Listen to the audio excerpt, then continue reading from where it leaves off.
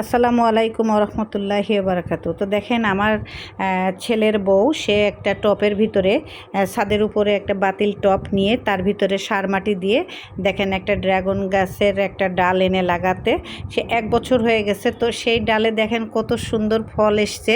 তো এখানে 7-8টা ফল এসছে, ফুলও হয়েছে অনেকগুলো। তো দেখেন এই টপের ভিতরে কিছুটা সার মাটি দিয়ে সে 2-3টা ডাল পুঁতে দিয়েছিল।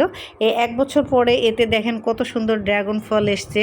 এটা দেখতে ভালো লাগে, যেন একটা গাছ লাগায় তাতে ফুল আসবে, ফল হবে, এটা ছেড়বো, এটা খুবই ভালো লাগে। এটা আবার অনেকে পছন্দ করে, অনেকে পছন্দ করে না।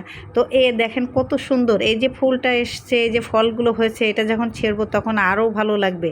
তো এটা এইভাবে গাছটা লাগায়ে 1 বছর পরে এই যে ফুল আসছে, তাতে কত আনন্দ লাগছে, ভালো লাগছে।